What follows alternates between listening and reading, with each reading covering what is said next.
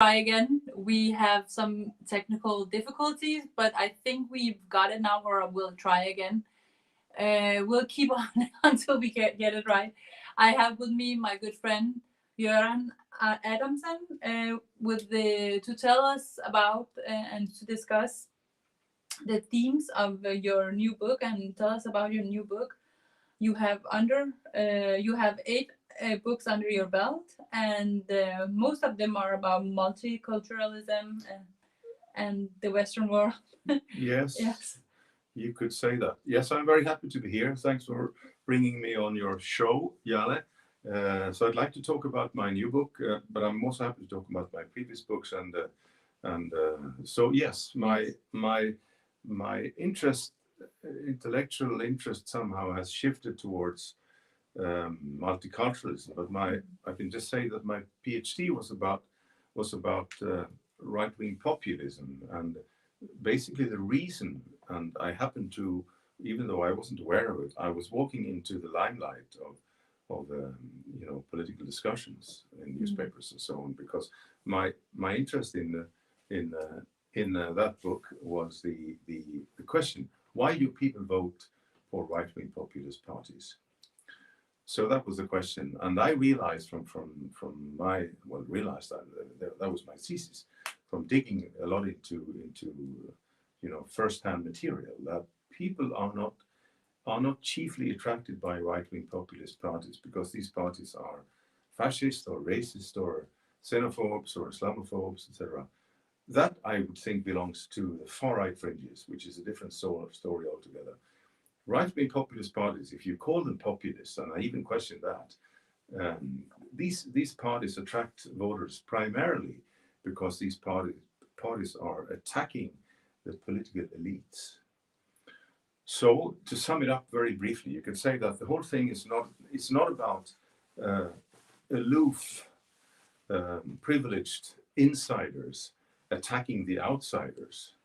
Instead, it is about the outsider attacking the insider. It is a criticism not top down, but from bottom up. Yeah. That's the I would say the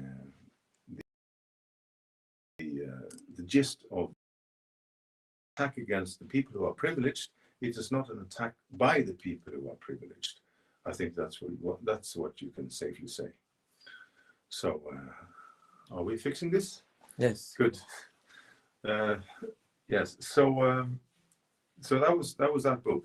So in that book, and for a couple of years, I was interested in, so to speak, the bad guys, the right-wing populists and right-wingers and radical conservatives and their actions and their reasons for behaving like they did. But then I started thinking about so to speak, the good guys and the most vocal critics of the right-wing populists. And if you think about the good guys, who would be the good guys? Who would be the people who are most ferociously criticizing the right-wing populists? And then I thought these people are actually what you could call the PCers, the politically correct. You could call them the left-wing establishment. You could call them the diversity advocates. But I think you can call them the multiculturalists. The woke, today they're called the woke. The woke community. Yeah, but I think the woke community is possibly some kind of fringe, even more crazy, even more outrageous fringe movements coming out from the multicultural movement. But I think so. My own term here. But they have become more and more mainstream. I mean, yeah, because they have a lot of power in the universities. They have a lot of power. Yes. In different kind of areas in our society. The fact that they are completely radical and fanatic doesn't mean they cannot acquire mainstream power. Yeah. Mainstream power does not require mainstream ideas. No. That's the problem, I think. Yeah. But I think that what I call all of them the multicultural entourage. I think that's my like a big name for the whole thing. Yeah. So I think it's wild because when I was younger, I was in a socialist party in Denmark, the most leftist party in Denmark in the parliament, and at that time we had a women's group, and then we had a queer group. And these two groups could not at all talk to each other because, and everybody else thought the queer group were kind of whack and weird. Yes. And now the queer group of that socialist party, their ideas have become more and more mainstream. For instance, changing the social security numbers for children, right? If they want to, if a child at the age of, I think even 6, they think now the big organizations protecting children in Denmark or speaking about children's rights in Denmark have accepted this idea that came from, the extreme left. For instance, to change the social security numbers of children who say they are trans or who their parents think they are trans. But I don't, the funny thing is that you say it comes from the extreme left. You can say that. But I think, at least that's my impression, that when I talk to, I did something silly with the microphone. But I think when I talk to people on the far left fringes, like the communists, they love my work. They love my books. Really? And yes, and I feel a little bit uneasy because these people are Leninists and sometimes Stalinists. But one thing you have to give them credit for is that these people are catering for the views and opinions and the rights of the working people. Yeah. And notably the working people, the working classes. Yeah. So these people are not into identity politics. They are not into multiculturalism or the woke community. They think it's ridiculous. It's very funny you say that, because in the Socialist Party that I was in, they actually decided to change their profile. Maybe 10 years, and when was it? It was probably around 2007 or something like that. Yeah. And it was actually a conscious decision to say, we don't want to get Dansk Folkeparti voters, the Danish Folk Party voters back. We don't want that. We want to cater to intellectuals in the cities. We want to, Who said that? The party that I was in, okay, the Socialist Party. So they very consciously changed their focus. I see. And they just were like, we're giving up on the working class people. So now we're catering to the cities, and people there are more educated. And less racist. We want them to vote for our party, and not the people that we've lost to the populist, to the right winger. We've lost them because we've lost them to the populists. I mean, that's something I find terribly amusing, because I mean the term populism is extremely entertaining, because people throw that about as if if you say you're a populist, it's like saying you're a racist. Then you have to reboot your whole career because you're a bad person. And it's like it's the end of the talk. If you say you're a populist or you're a racist, people are just But I'd like to just bring it up and say, okay, you called me a populist. Can you please explain what that means? You need to be to remain calm and composed when people throw these allegations all over the place. And you need simply to ask them again. Can you please? I mean, you called me a populist. Can you please explain? And then you can ask them. Do you know what it comes from? Populism comes from Latin. It comes from the word populus, and populus means the people. So you can bounce back. You can send the question back and say, so I don't have a problem with populism because it means the people. Do you have a problem with the people? Well, then maybe I have to ask you a question instead. Yeah. And so I think this is a very nasty, and I don't even think it's all the time. It's a conscious, like political tactics, but it's a very nasty idea, because if you call someone a populist, you are like, that person is branded as dangerous. Mm-hmm. But what that person is doing, just clearly, to put it in very, very simple terms, that person is trying to cater for the rights of the common person, to cater for the rights of the general population. And of course, that person, that politician, a right-wing populist politician, can be, and this is also a little bit simplification, can be of two sorts, two kinds. Either, of course, that person can be insidious, manipulating, dangerous, and that person might try to call out some kind of the bloodthirst of inside the population, and to create some kind of mass of a raging crowd, basically, hunting for migrants, hunting for socialists or homosexuals, whatever.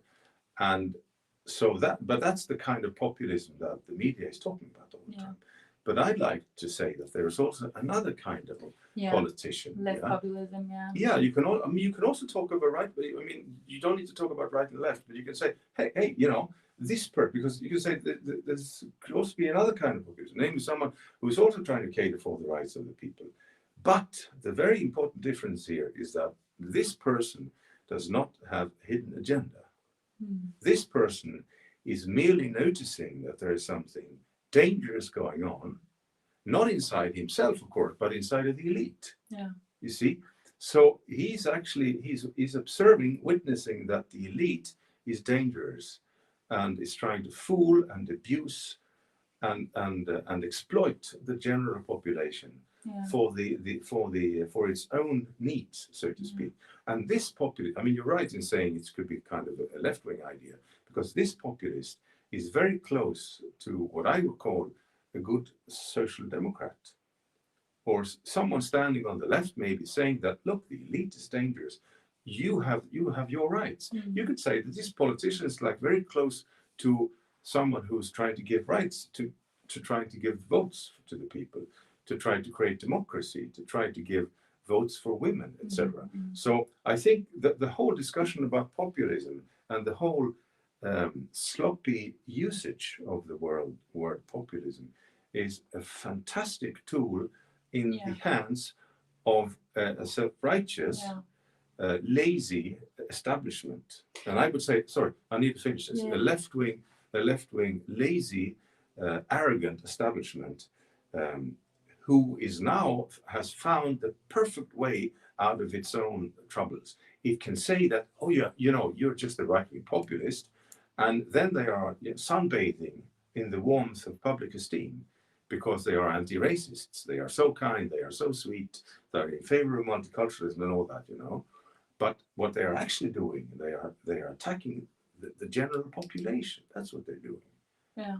And I don't see any virtue in that one bit. No. So this is the problem. So the word right-wing populism has given the elites, I would say, you can talk about the European Union and all kinds of both global and national elites, mainly on the left, a perfect way to attack both democracy and to ripe the moral harvest out of it also.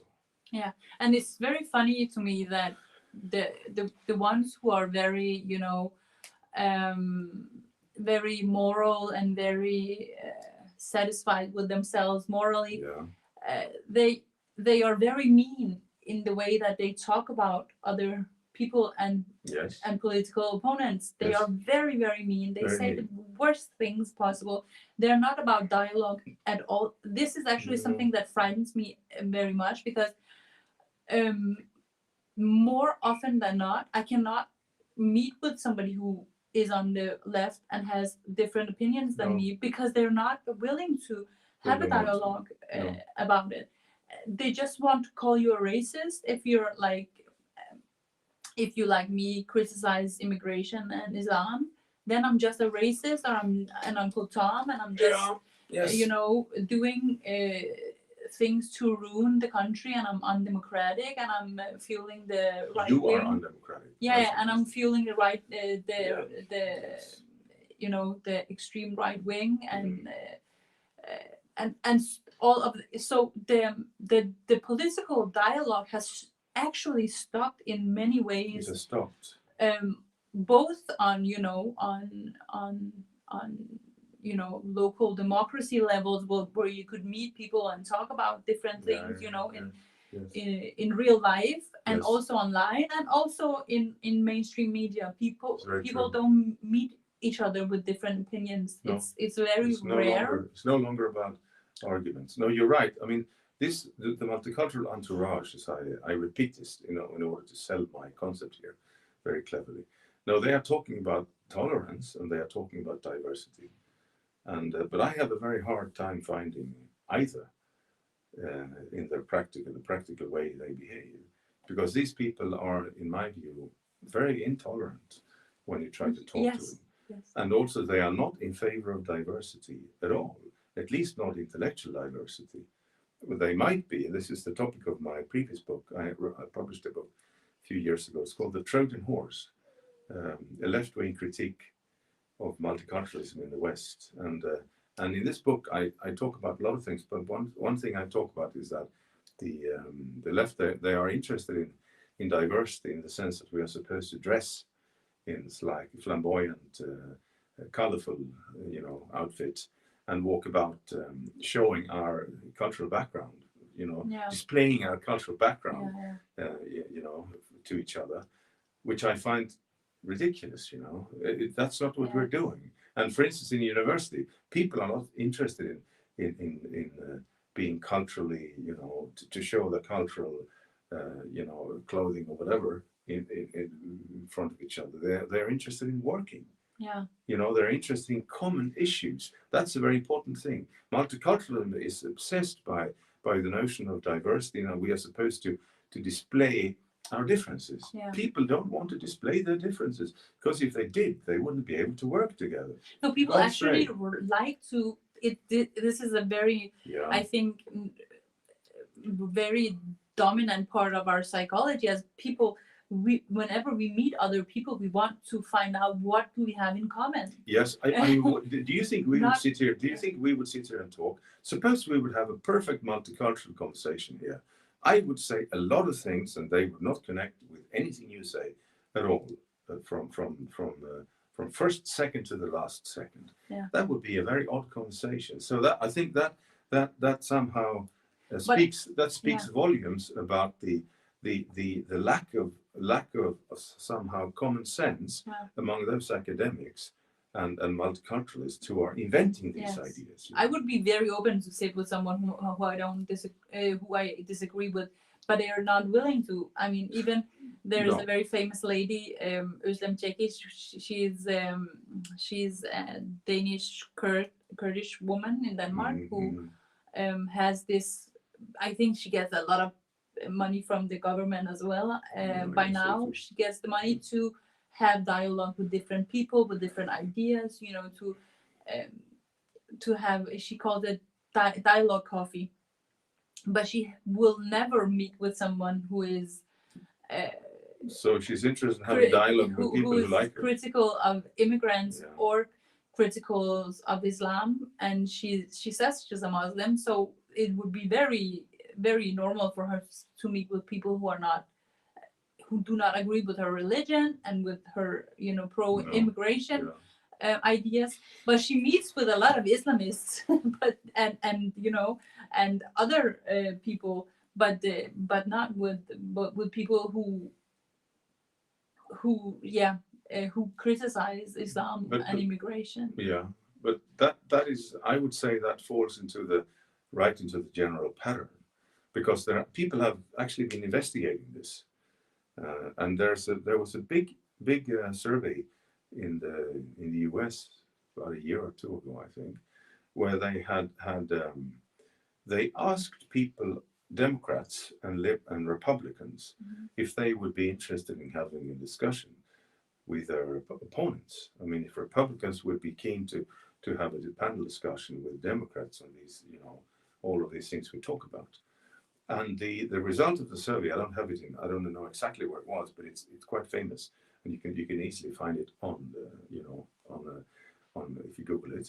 The result was completely unique, I think, because among the Republicans, the interest in debating, having an open debate with Democrats, was very widespread.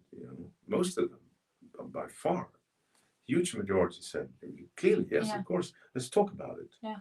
But, and read my lips clearly now, among the Democrats, there was a big majority saying no to this. Yeah, because their ideas are failing and they know it.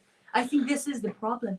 They know that their ideas are failing. They know that multiculturalism is failing. is failing, and they are not grown-ups about it. And They're not willing to have a talk. discussion about it. Yeah, and they're afraid to talk. Yeah. I've had a lot of discussions, and when I wrote this book about multiculturalism, and the new book we should talk about also. Yes. both of these Yeah. these books are like a plea to have a discussion. I mean, I believe what I do is nothing provocative or strange or bizarre by any means, stretch of the word. I'm just trying to, as an intellectual, I'm writing books, questioning some things, and talking about these things that we should talk about.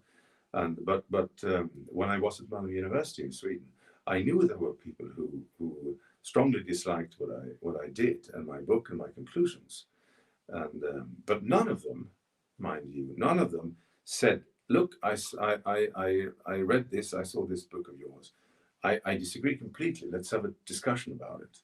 No. Let's have a coffee, because I don't understand where you're going. I think this is, but maybe you can teach me something. But I think you're absolutely completely wrong. Let's talk about it."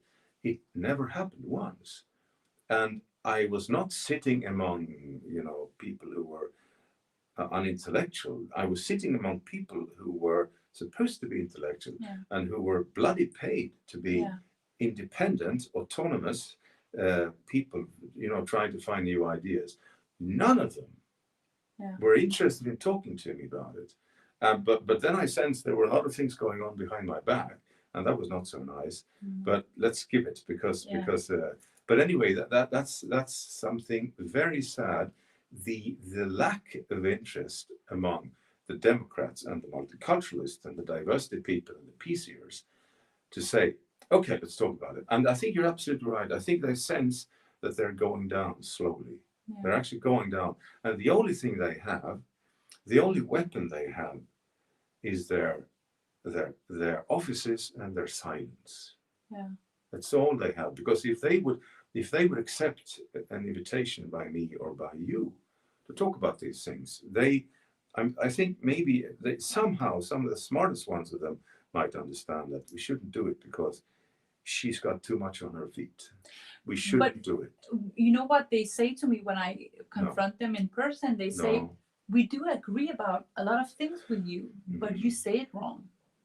Okay. And I'm like, is that a tactic? Is that because if they just tell me that they agree with me, then I'll shut up, or what is it about? But I think it's because they know that there are problems with immigration. They know there are problems with Islam, but they don't want to talk about them. No, they don't want to talk about it. And it's just easier to not talk about it. Yes. Because then people will call them racists, because people then will criticize them for being xenophobes and undemocratic and so on and so forth. So it's just easier not to be called these things. And this is also why sometimes I'm like, why am I doing this? Because most people are just, I have a hard time getting, jobs. So I have quit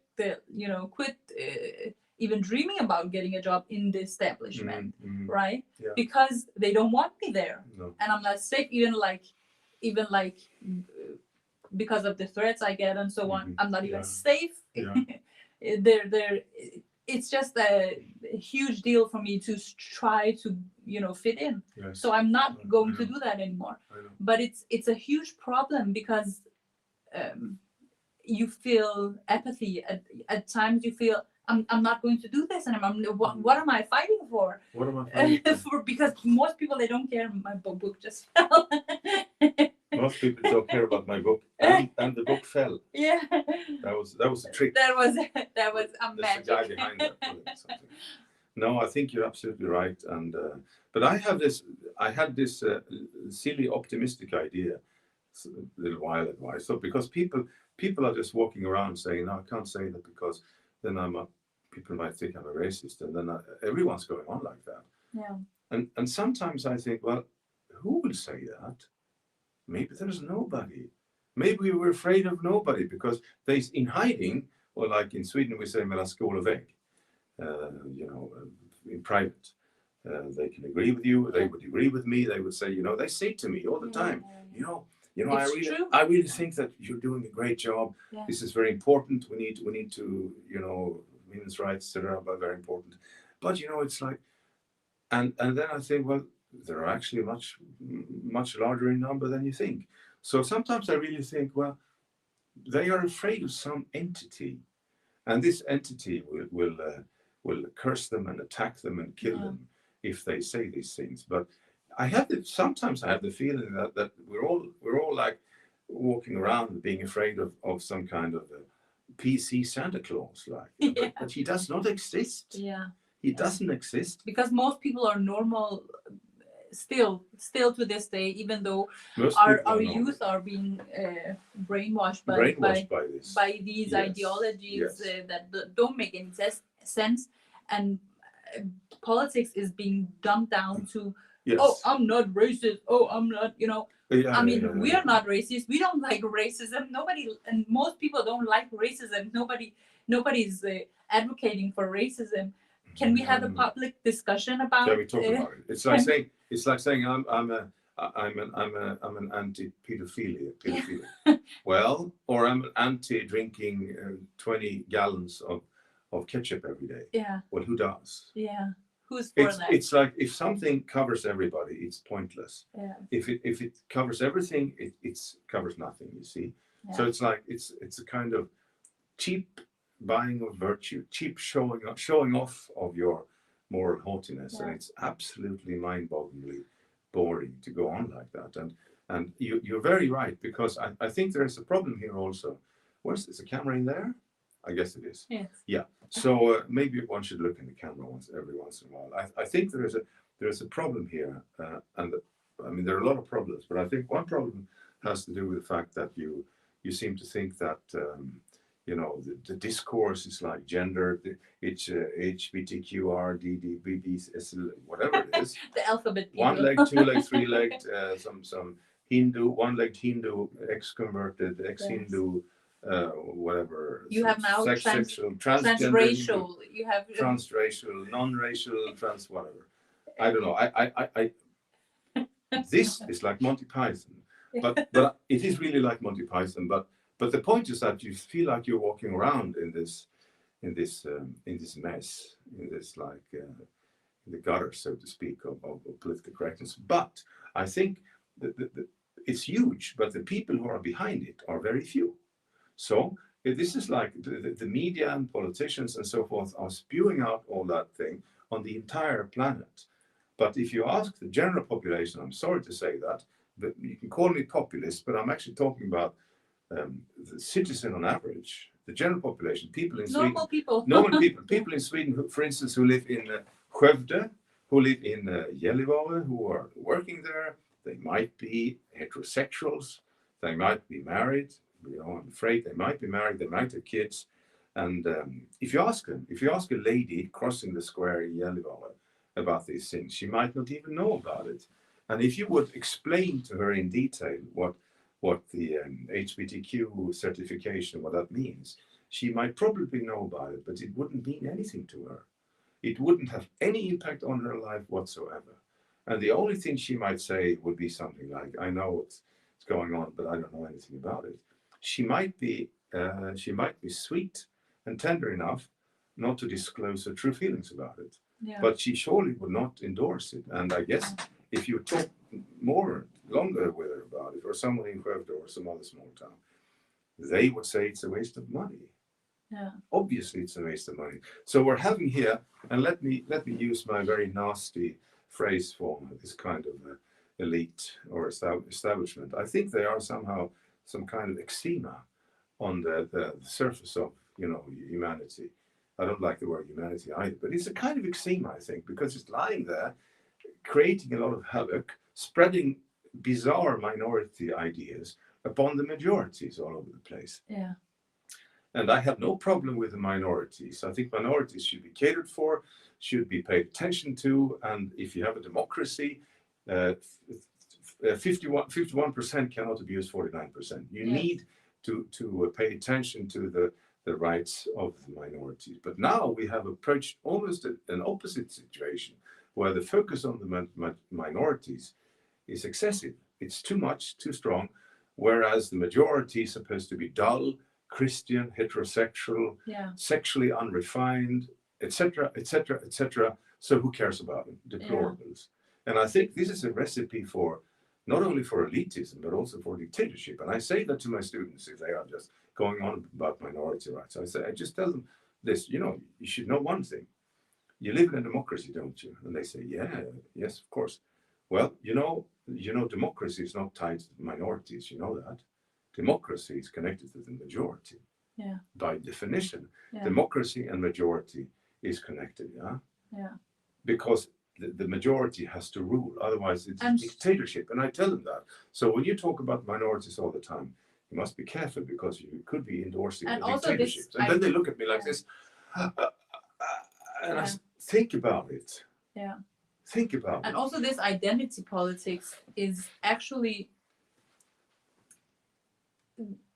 it's not democratic. It's not democratic to group individuals in boxes and say, well, you're a black lady, you're a homosexual, you are this, so you should vote like this and you should feel like this. No. This is not liberty. This is not democracy. Democracy is to, of course, have minorities if they feel that they need to do whatever to be more comfortable in this society. They can do that, but using the rights that we have for every individual, they can also choose to say, no, I'm not going to, because I'm homosexual, to be liberal. I want to be conservative. I want to vote conservative, right? Yes. Or I want to criticize the woke establishment, even though I'm a trans woman or man. Yes, that's interesting because your sexual identity is not automatically linked to certain identity politics ideas, but that's what they assume. If you're a lady and you actually fancy women, you have to be part of the woke community.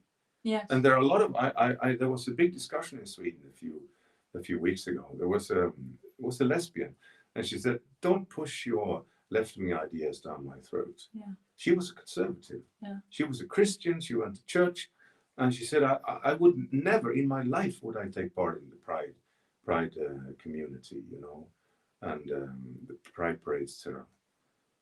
I don't like it, you know. It's really insidious. It's like so what they're doing. They are hijacking your very personal identity for political ends, not for your political ends, because you don't have these ends, you don't have these opinions, but for them you're being manipulated and exploited for for multicultural ideas, which is terrible, and it's a complete aggressive collectivism where the individual is being shut down for the benefit of some politicians for their own career and also for virtue signaling, which is an important topic here, of course. And it's all quite nasty. But maybe we should shift to my book. Yes, I was actually going to say it because you have written a new book about masochistic nationalism. Yes, and it's called Masochistic Nationalism, right? Yes, the book is called Masochistic Nationalism, and the subtitle is Multicultural Self-Hatred and the Infatuation with the Exotic. Yes. So that's the name of the book, and I think it explains a lot. But masochism, I think that's a good term because a masochist would normally be.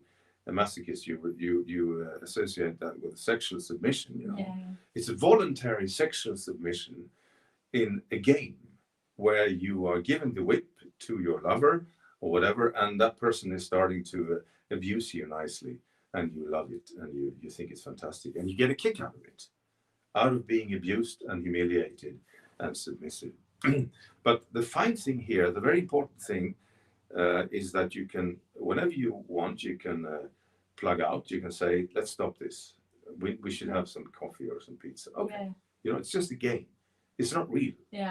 And above all, your problems and your shortcomings and your submission is completely fictitious and made up. And voluntary. Yeah, that's the important thing. And so what I did, I studied nationalism. And I was sitting many years ago, 10 years ago, actually, sitting in Ethiopia thinking about nationalism. And this is often some kind of silly, egocentric background here I give. Anyway, I was thinking about nationalism, and then I thought, couldn't it be something like an opposite nationalism? And I was talking about the multiculturalists, because they are so keen to criticize their own country. And then I thought, maybe if you Google negative nationalism, maybe there's something out there. So I did. I Googled negative nationalism, and then just bang, it came up in an old style writing. It was a subtitle in an essay, and the subtitle was, of course, negative nationalism. And the name of the essay was Notes on Nationalism, and the author was no less than George Orwell. Mm. And then, of course, I'm not making any comparisons here, but I was very happy that Orwell in this Notes on Nationalism, he was laying out all of these things that I, in with my small capacities, had tried to ponder about and think about. He laid all these ideas out in great detail, and he was like amazing to read. He presented me like a big field of discussion I had never thought about. I started thinking about it, and then he thought he had the word negative nationalism, and then there was another. So anyway, I should explain this, otherwise I'm jumping away from the topic. No, negative nationalism. Okay, so negative nationalism is very similar to classic nationalism, or he refers to it as positive nationalism.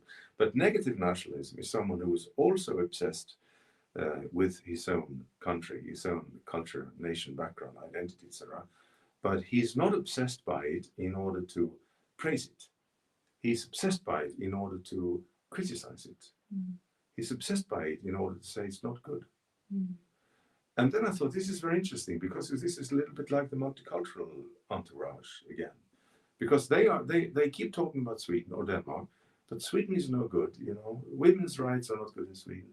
Look at how we treat homosexuals. Look at, all this and that, migration, terrible.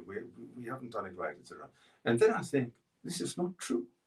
This is just a fictitious self-abasement, a fictitious self-hatred. Because people are actually fleeing. They are coming to Sweden. Migrants are coming to Sweden. Mm. And homosexuals and the Pride Parade. Every politician was standing on the Pride Parade. Yes. So who are you fighting against? Yes, my friend. Actually, the Muslims you have a problem with in the Western countries, Yes. In Nørrebro, the parade wouldn't go through Nørrebro. It wouldn't, no, yes. Because it goes through Sweden in all the fine districts where, and then they claim they are fighting against oppression. Well, not here, because here Swedish people are staying. This is a Swedish community. And a lot of violence against homosexuals in Denmark, at least, is from Muslim communities. Yes, but you can't say that. No, you cannot say that. So you go on again, whipping up some kind of fictitious problems. Yes, and they won't talk about it. Like the big organizations, at least, will not talk about it. They can't talk. They won't talk about it. And I said in an interview a couple of years ago, I said there are things you should feel free to say, even though they are not true, and there are other things you cannot say, even though they are true. Yeah. So that's, I think, somehow the gist of the whole problem. But anyway, so he talks about the negative nationalist is someone who, instead of praising his own country, is attacking it. But then Orwell, he also talks about an even more interesting concept. And when I saw this, I was like almost fainting with fascination, almost, because anyway, he talks about a concept called transferred nationalism. And transferred nationalism, a transferred nationalist is like exported nationalist. A transferred nationalist is someone who knows that I cannot show my nationalist frenzy, my nationalist conviction, passion, romantic ideas, idealization, and I cannot go on about my own country, because people I'm aware of, they will not tolerate it.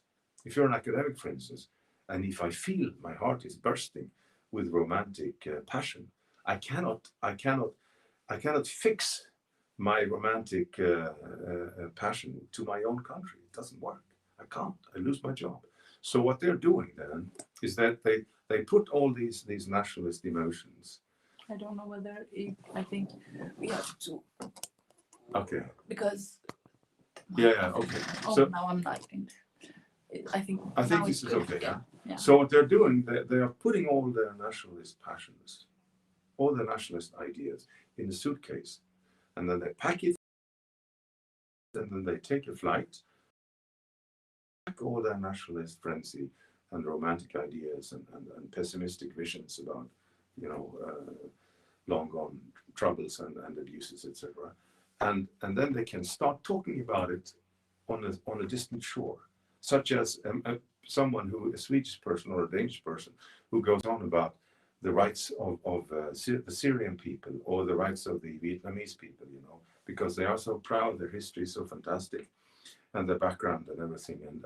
And then Orwell says, what they're actually doing here, they are nationalists, but they are only not nationalists on behalf of their own country, but they are flaming nationalists on behalf of Palestinians, of the Palestinians, for instance, or Syrians, any of the Afghani people. Yeah. And he says also, and they can be much more, these multiculturalists, these transferred nationalists, they can be much more malicious, much more naive, much more aggressive, much more outrageous than they ever would dare to be on par if they would be nationalists at home.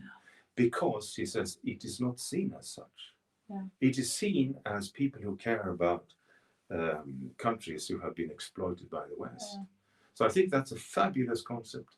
It's like you export your romantic ideas, you export your political romanticism to another country. Yeah, but then Orwell says, but it's the same thing. Yeah. It's only not here, but over there. Yeah. So just to cut the last. I think it's very good if people want to, have diverse food and fashion and and all of these things, but you have to, as a modern human being who is a Democrat, you have to, not Democrat in the US way, no, but a democratic person. Way. Yeah. Yes. Being a democratic person, you need to understand that, well, we need to do what is best for our country and for what has worked. Has democracy worked?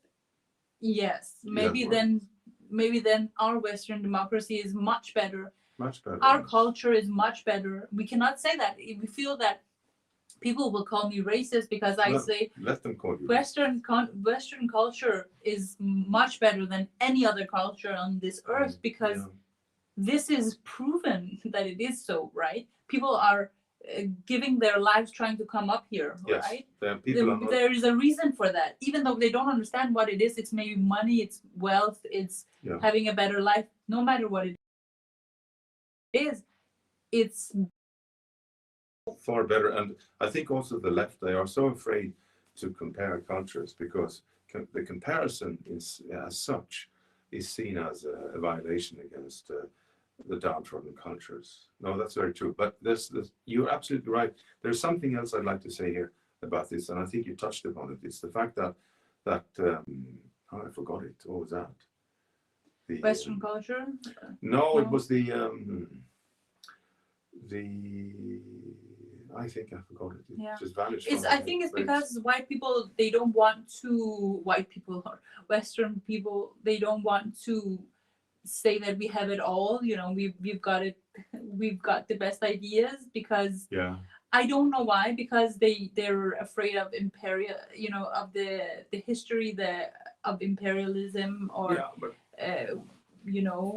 the history of the Second World War with the Nazis. Or I don't know why, but you're not saying that you love the culture of Nazis. You're saying you love the culture of democracy. It's also like the Germans. They don't want to talk about their past because the only things in their past is this little black guy or this little guy with a mustache. It's like German culture is composed by nothing but Hitler. There's nothing else. There's not Kant. There's not new classical music. not Einstein. It's Yeah. only this despicable little man who tried to put somehow Germany on top of every other country, but he achieved also something approaching the opposite.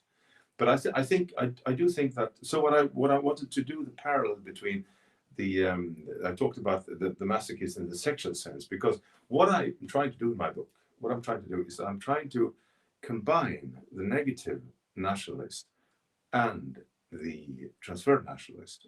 I tried to combine them, and I thought, couldn't you just put them together and try to invent or suggest a new term?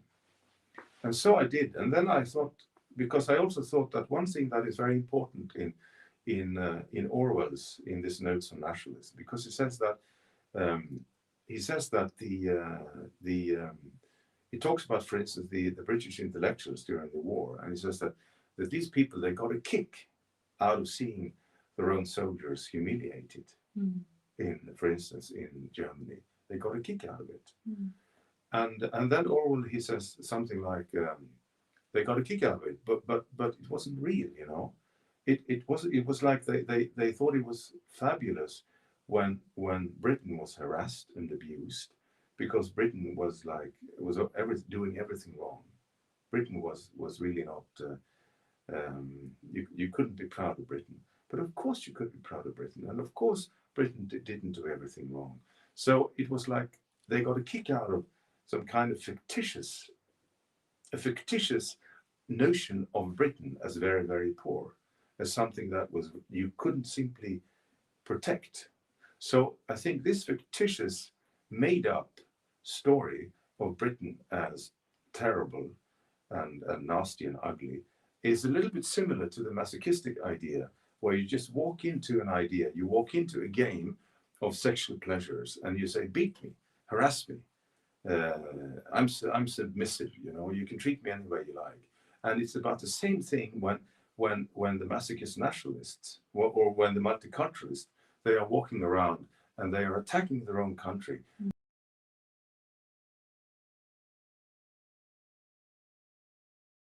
It's not real. It's just made up. So it's like almost like a sexual game. So then I thought, if you can combine the negative nationalist and the transferred nationalist, then you can have something, you can call it a masochistic nationalist, namely someone who takes pleasure in harassing his or her own country. And even though there's nothing, then you ask them, are you serious? Why aren't you moving to another country then? If Syria is so great and you know all of these countries are so great, why aren't you moving there? Why are these people coming here? That's very interesting, because it's like there are two things, like they are so happy attacking their own country, and then you'd like to tell them, well, if you don't like your own country, you don't have to be here. It's like saying that I hate basketball. Well, don't play it. And you play basketball every day, and you walk around saying, I hate basketball. Don't do it. And this, of course, goes for the immigrants who hate Denmark and Sweden or if whatever. If you don't like it, you don't need to live here. You don't have to, and probably you will find another Islamic country where you're more, you know. Of course, you could say that. And this is not rocket science. And you can also say that to a lot of, I would say, Swedish academics. Exactly. Left-wingers. Who walk around praising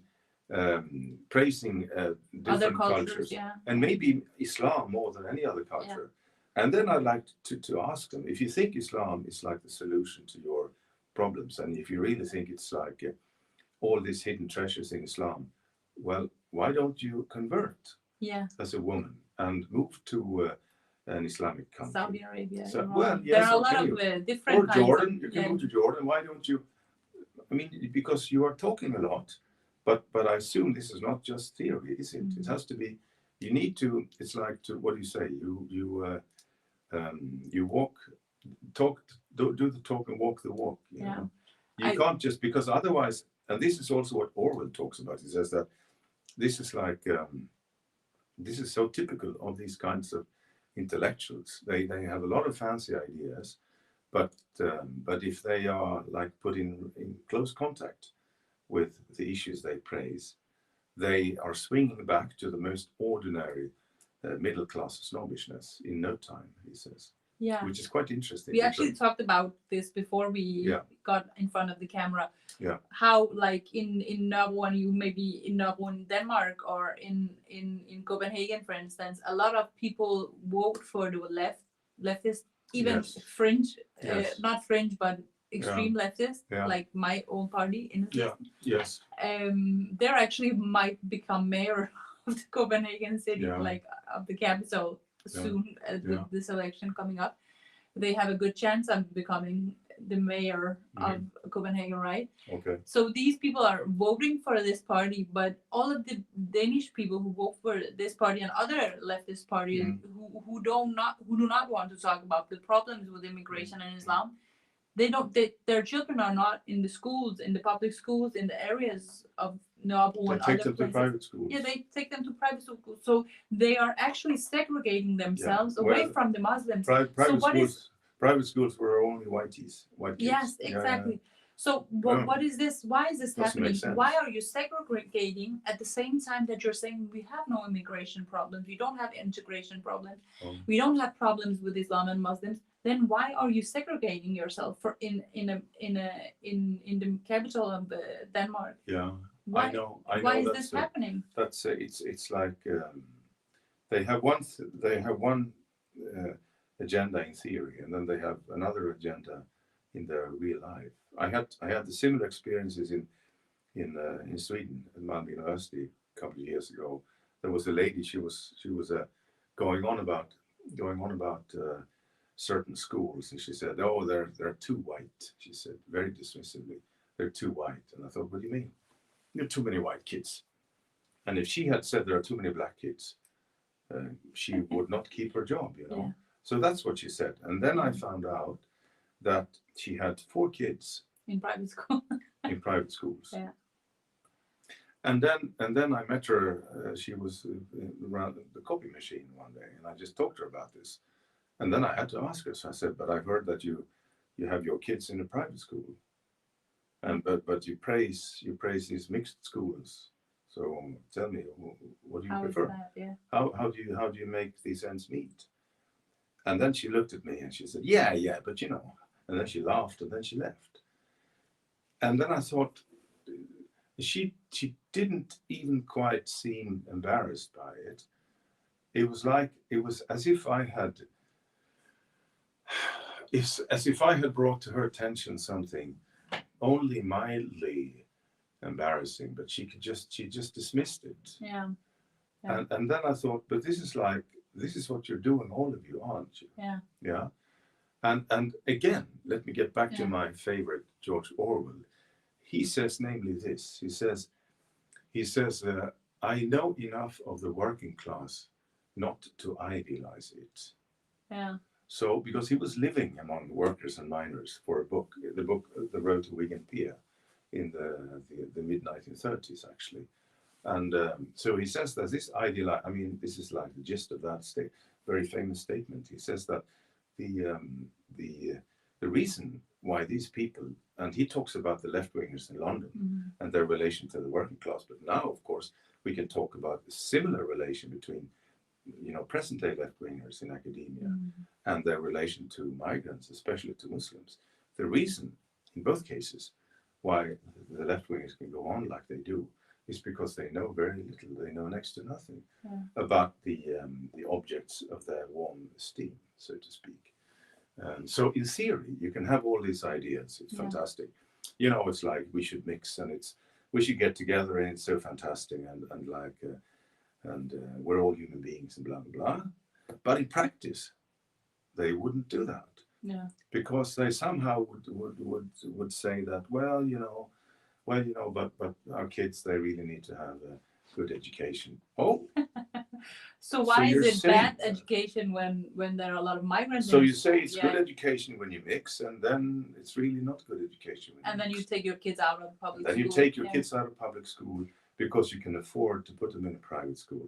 And you know, without giving any names, I have lived in an expat community for about 13 years among people who work for the United Nations and so forth. And I've seen this, I think you can actually call it hypocrisy. I've seen this hypocrisy and this blatant disrespect for principles. You know, to combine theory. I mean, if you talk about something, this is how you live. Yeah, Yeah. it's like you don't say that. You know, we shouldn't leave carbon footprint, and then you fly all over the world all the time. Yeah, yeah, yeah. You can't go on. You can't be a moral preacher Yeah. if you violate these principles every week. Yeah, it happens all the time. It happens all the time. So, but also in relation to, and I think one of the very important things here,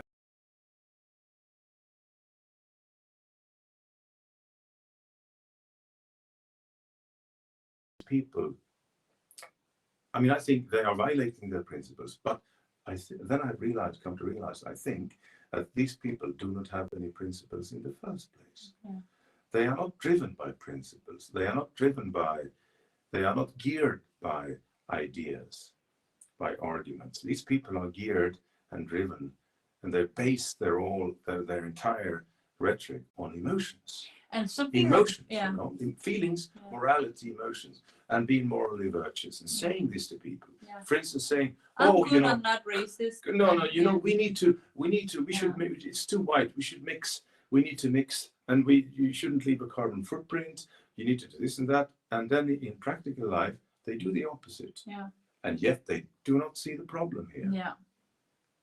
And then I think, how can you do that? But they can do it because they are not geared by principles. They are geared by morality. Yeah. It's like a different species. And when you talk to these people, it's like they are not Homo, whatever I am, sapiens sapiens. They are Homo moralitatis. It's like, and you can see it in their eyes. They are like, it's very sad because I think the distance between someone like you and me and these people is huge. We cannot basically talk together. I don't want to be pessimistic, but it's not easy. Really not easy.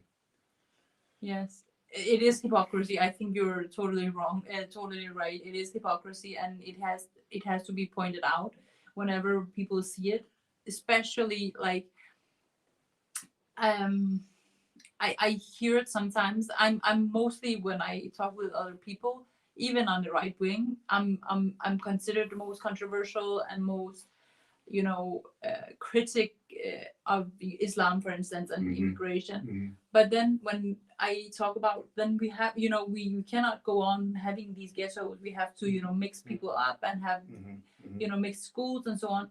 Then people say no. People who are not ready to, even on the right wing, who are ready to criticize immigration and Islam, somewhat. But they're not ready to. They say then they're not ready to mix.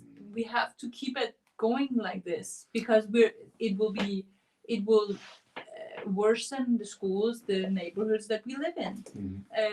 So it's okay. I think it's okay. Yeah. I know. So it feels like nobody has a solution to the problems. Yeah. The left wingers, they have no solution because they are hypocrites, even though they don't know it. And the right wingers also don't want to do the things that they are saying that they would like to do. You could say that maybe that leads over to maybe a final question or a final topic we could talk about, namely that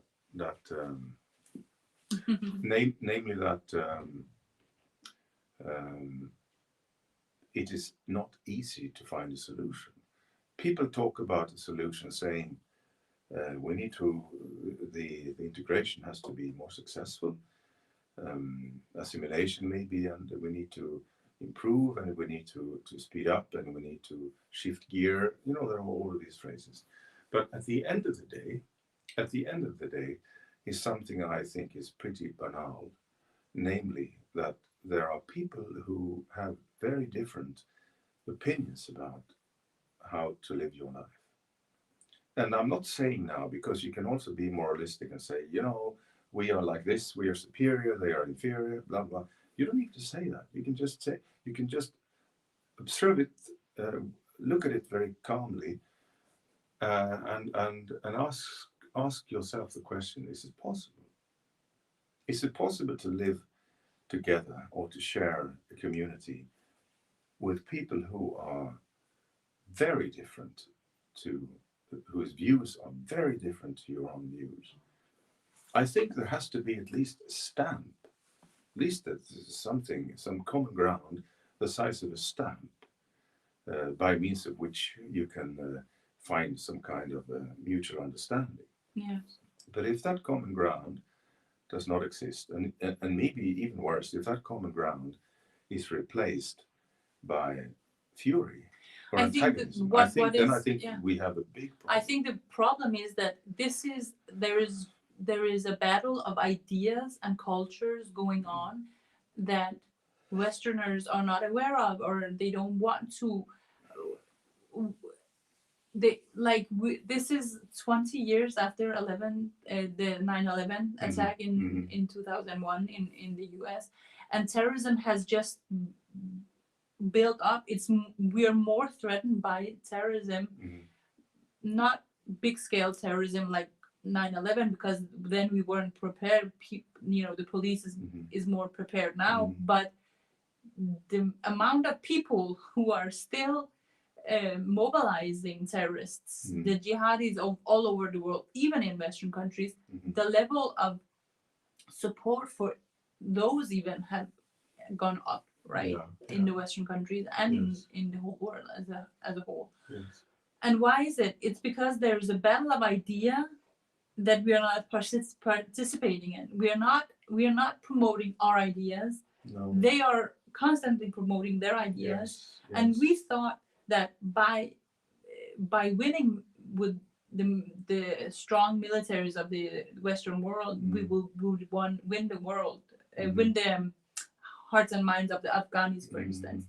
But what happened, and some people compare it to Nazi Germany. When the Nazis fell, then Nazism was not a strong ideology anymore. Yes, but that's because all over the Western world, people were against Nazism, and they spoke against Nazism, and the whole culture and democracy and education, everything has been built up about being against opposing Nazism. And now we have the still to this day finest virtues you can sport these days is to be an anti-Nazi or an anti-racist. Exactly. So it's like built in almost the DNA structure of our political system. Yeah. If you're to distance yourself away from National Socialism is like the sole virtue, almost. Yeah. The prime virtue, clearly, of any politically minded. So if you just have a war with Taliban or ISIS or Al Qaeda, there will be other groups that will come up because their ideas have not been killed. No. And this is true for Islam, because we have a theological problem. We have an ideological and theological problem. Yes. And if we don't fix it, and if we don't even want to talk about it, then I mean they are winning the battles of ideas. They are winning the battles of, and something else that I think people should start thinking a lot about, and this is a problem both on the left and on the right, is that China, Russia, Iran, and these ideologically opposed to Western culture countries, they are actually trying to have propaganda in the Western world with internet, with Twitter, with social media, so on.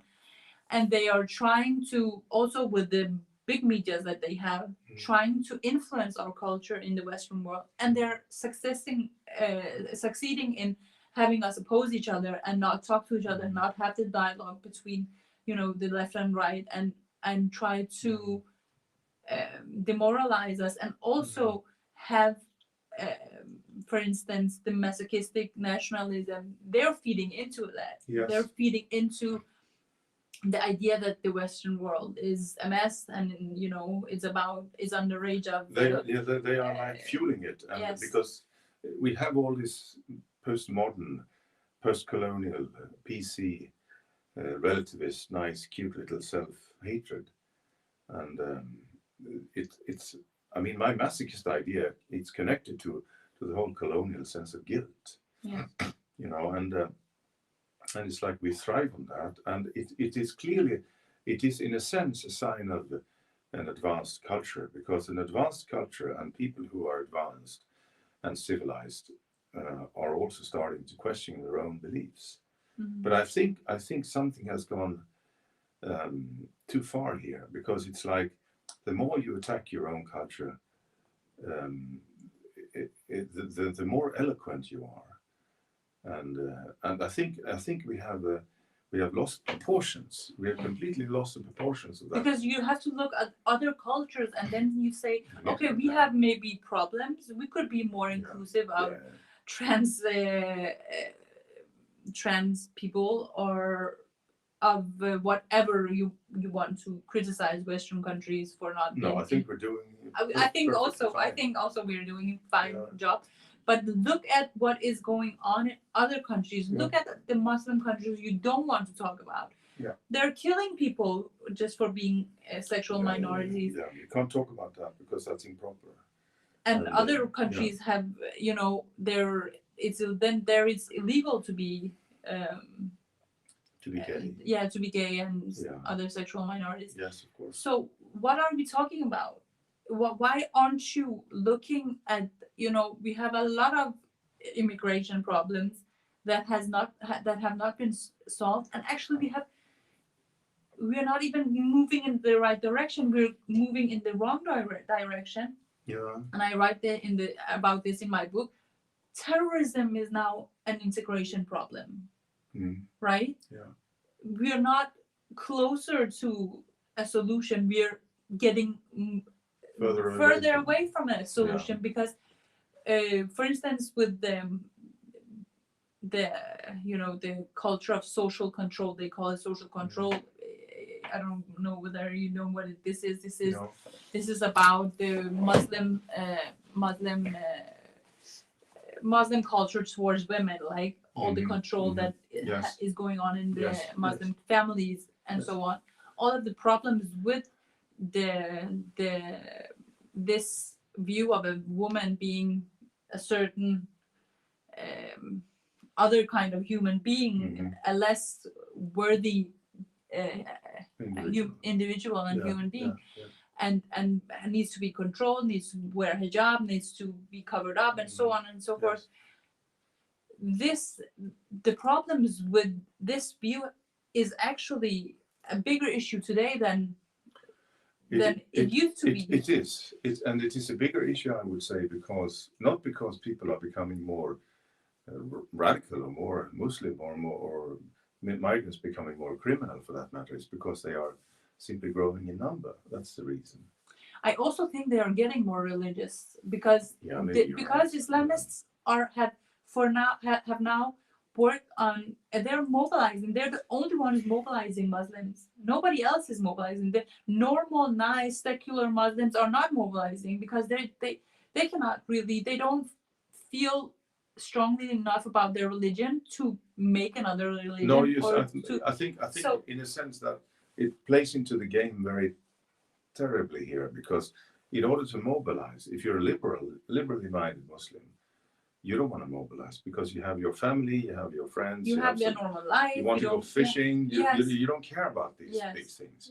So the only ones who are keen to try to whip up some collectivist identity and fuel some kind of nice sweet hatred and mobilize people, these are the fanatics. And this same goes for normal Westerners. They don't feel strongly enough about Islam to do anything. They just want to be left alone. Yes, they exactly. Just want to be, but the fact that this is the problem with the opposition to Islam. You could also say that one of the problems. I'm not religious in a bit. I don't believe there is a God at all. I think we live and die like dogs, basically. Now I had a chance to say that. I don't think I've said that before. I think we live and die like dogs. Advanced dogs, but still dogs. So when you die, you not apes. Rot. No, you just rot. That's it. And then your body will, and you go into the big cycle through birds and the ashes and so forth. But I do think that that's a big problem among. I'm afraid you're right. I would hope that there's an afterworld where we could meet people that we've lost, but I don't think it's so. True. It's lovely to think, but it's a fantastic idea. Yeah. But I think one of the problems in the West is that Christianity has been so weakened. So that collectivist identity It's not, might not be gone, but it's waning. But I don't think so, Christianity is the solution either, because a lot of conservatives are now like saying, "Oh, we need to be stronger Christians." But I don't think that. I think that ship has sailed, and I don't think the modern. I mean, of course, I'm not saying Christianity shouldn't be strong or an identity that should be. I'm not saying that, but I think for a lot of people, it's not going to be. So we have to find another way of, uniting. Yeah, well, and finding well, I out. don't think. Yeah. I don't think there is one thing we are trying to unite now through ideas, certain ideas, certain ideas, and these ideas are religious in all but name, and these ideas are multiculturalism and the woke community, because the way they, for instance, just to give one example, the way they treat people with different ideas is exactly from like an old school religious textbook. These people do not have different views. These people are traitors. These people are bad. These people are what do you call it? If someone leaves the faith, what do you call that person? Infidel. Infidel. Yeah. Just like here's the Alice book. Yeah. Infidels. Yeah. So and then I'd like to tell, look, you're not religious, are you? No, of course not. But you talk about infidels, like that's how you treat people who question multiculturalism and diversity, like myself. And you look at me as if I'm a bad person, but I just have different ideas. Yes. Why can't we just talk about it? Yes, exactly. So I think what's going on here, and this is clearly not saving the. This is not saving the plate, so to speak. But we're having are some very religious ideas, but they are not seen as such, of course. Yeah. So that could possibly be saving us from strong religions with collectivist identities. But the problem with identity politics and multiculturalism is that this kind of collectivist identity is not opposing the collectivism in Islam, is running with it. So that I would think would be. But what do you think? Maybe we should end on that. I will just give you an example, and then you should give me an answer, because. For instance, I listen to a lot of American comedy podcasts, and these podcasts are actually pretty political because of the woke ideas, and comedy has always been, I'm saying what is wrong to say, right? Mm-hmm. I'm saying yes. I'm going for the taboos, right? Yes. So I like to listen to these comedies, and one of these comedians, he said, isn't it wild that after 9/11, everybody had to have an American flag everywhere, right? Mm-hmm. In the car, in their house, showing support for, for our country and so on. Mm-hmm. But now, in 2021, it's like being a racist, having an American flag. Nobody has it. Yeah. And this is so sad. And in my home country, in Iran, people were being flogged for wearing a T-shirt with the American flag, and they did it for such a long time, still because they thought it was fashionable. They liked American clothing, so now it's pretty mainstream in Iran to have. So you can wear it and you're not flogged. I mean, the American flag is still controversial, I think, in Iran, but you won't be flogged anymore, I think. Oh. Or it's on the line, It's okay. But American clothing and American traditions, Halloween and so on, they couldn't stop Iranians for having this thirst. So Halloween is celebrated. Yeah, in Iran. Is it? And with Valentine's really? Day. Yeah. Or I think it's more Valentine's Day than Halloween. But I mean. Wow. But people in Iran, which has been this Islamic country where you cannot show your, but people are just so thirsty after American culture, music, fashion, even holidays. But how would you propose that we make Western culture sexy again in Western countries? So how to make the Western culture sexy again? Very good question. I'm actually writing a proposal for some research project, and in this proposal is about how to reclaim the classic left-wing ideas. And by these classic left-wing ideas, I mean women's rights, and modern society, separation between church and state, and a lot of other classic left-wing virtues, and the idea of progress and criticizing religion, etc. I think the left has been so utterly confused by the fact that it has traded these classic virtues for the false idols of multiculturalism. Maybe they're idols, but they are dangerous idols. So I think that the left has lost its spine. It has lost its raison d'être, as they say in France. So the left, in order to for the West to make its values sexy again, which is a nice phrase, in the eyes of its citizens, I think the left has to reclaim its lost classic left-wing heritage, and above all, the equality between men and women. And unless they do that, the left is bound for a long and arduous journey into the wild. Because the left will disappear. These ideas were leftist ideas, the homosexuals, women, all of these things, but they have become mainstream. And now the left feels as if we need to go further. We need to find another project. And then multiculturalism have become that project, and it is a failing project. It is a failing project. Yes, you're right.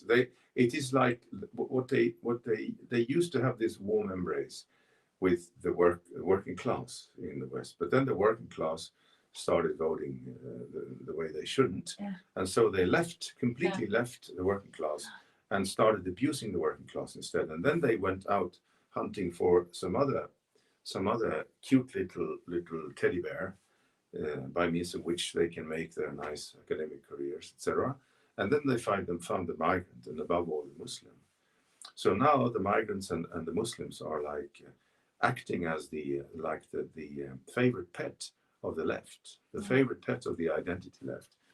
And I'm thinking, and it's always with this, what is it called? The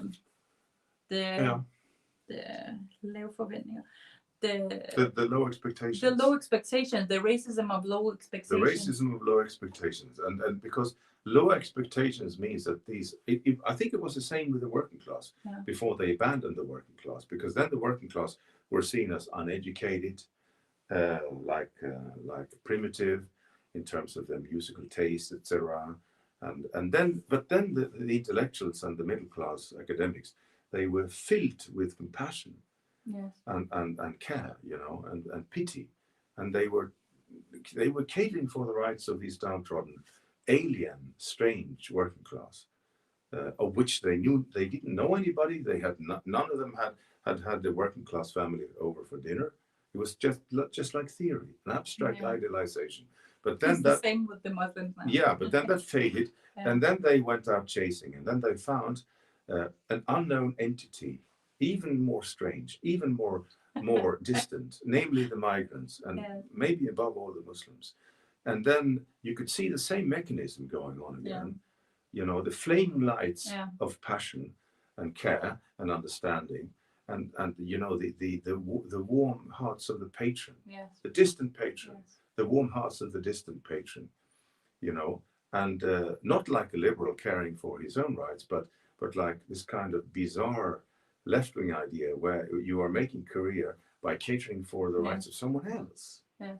I mean, you can do that, but it's a bit funny, isn't it? It was like the workers 60, 70 years ago, and now you have the migrants, and so that's very true. But I am thinking, I've been speculating if the left, because the left are always on the lookout for groups they can take under their wings, so to speak. And I'm thinking about what would happen if the left one day, I think that day might come, when they will realize that the migrants are not so cute, not so sweet. I mean, most of them are just like you and me. Yeah. They are not this romantic notion of, you know, the wonderful natural savage. Yeah, yeah. You know, there are problems here too. Yeah, of course, yeah. Yeah. And you can say that without Yeah, being excessive. And then maybe the left will think, because the left, they always think in these absolute categories. They will think, oh my gosh, that's the way they behave. And then they will drop them, you know, violently, and complete without any kind of respect, the way they drop the working class. But then the left-wing establishment, then they will look around, and then they will think, we are so alone. We have nobody to care for anymore. And then they will go out hunting for another group. But that's to put under their wings. Yeah. But I mean, the whole idea that we're better than everybody else is hypocrisy within itself, right? It is hypocrisy because within itself. We are better, so we know what's good for the workers. We know what is good for the Muslim people. We are better than them, and they don't know. So in this, yes, you're right. In this very compassionate, Zulu compassionate attitude, underneath it lurks a lot of arrogance, very snobbish, very arrogant, extremely unpleasant to witness. And the very sad thing is that this terrible, I would say, bourgeois upper class arrogance comes along with a sense of moral haughtiness and moral superiority. And so the mix of moral superiority and being able to sunbathe in the warmth of public esteem, combined with this terrible arrogance and aloofness, this combination, I think, is so toxic. I cannot imagine a worse combination out there than the identity left, or the new left-wingers combination of absolute arrogance and absolute moral self-righteousness. And they don't understand that. So I was thinking, when just to sum it up, I was thinking about what will happen when the left will realize that these migrant groups are not as sweet as they thought they were, because now they have actually understood some. They've met one or two of them. Then they will try to find another group, and I thought they will start idealizing chess players.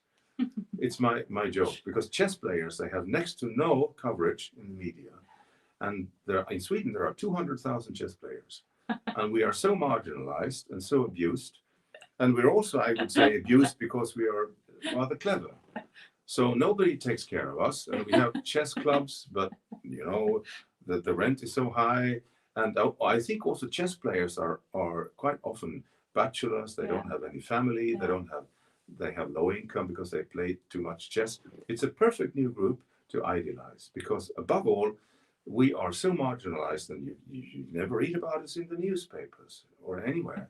And yet we are so many. I think actually if the left decided to do that, I think the integration problems would do much better. Yes, and we need to integrate the chess players in the bigger community.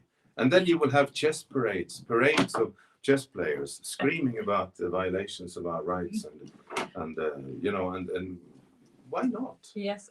Because but the problem is also that the left does not help with the integrating of the Muslims. They're actually standing in the way of people integrating into this society by saying, now for instance, there is a discussion about Muslim women. They're not in the work.